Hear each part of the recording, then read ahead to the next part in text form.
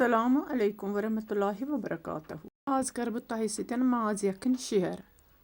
सहल तो आसान तरीकस मज वलियो वुचो मे थोमुत गोडनथी माज छलित छकित असल पठन पत खोल मे गैसस पे कोर मे वारियास कालस ग्रेकनोम यीतिस कालस अत थोड़ा रस द्राव अत त्रो मे रुहन बे त्रोमस बादियान बे त्रोमस शोंठ बे नून त्रोमस बे त्रे मे अत सारी खड़े मसाले तो तुम वो यह असल पठन ग्रेकान यपर न्यू मे जामदद जामददस कोर मे असल पठन गुल तुम वो यपर मे माज ग्रेकान वन त्रो यह जामदद अथ मज रलावो अत मज असल पठ जामदद अत रोजो तोतस तम खलन दिवान योतस तम अथन ग्रेक यत पत आसान परवाह कहें अगर तुम यह मेन कोशिश पसंद आसवन प्लीज़ लाइक शेयर सब्सक्राइब आजव करान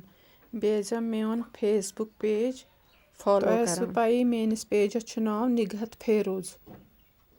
अगर चैनल पे नव चैनल करजव सब्सक्राइब वो वन यह असल पठन ग्रेकान यह थो वन तीतिस कालस अथ पे ग्रेकन यीतिस कालस यपर क्या अत त्रो मे क्या पुदन त्रोव अत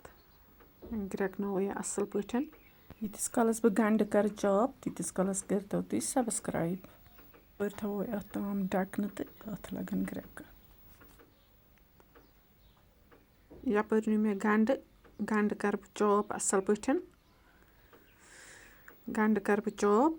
तुम वो उपर मे तेल तो थोमुत लगवित यीतिस कालस सह कार्न यी गंड कर बह चॉप तो यह त्रो तेलस मज यपर आव तेल तो कार्न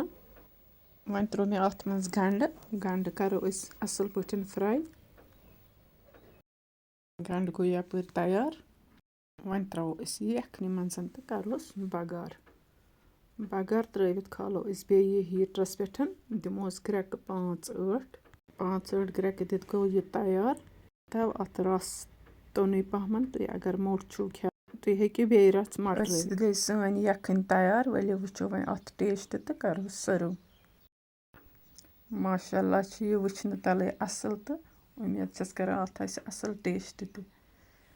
अगर तुम वीडियो पसंद आमत लाइक शेयर कमेंट करजव अल्लाह हाफिज।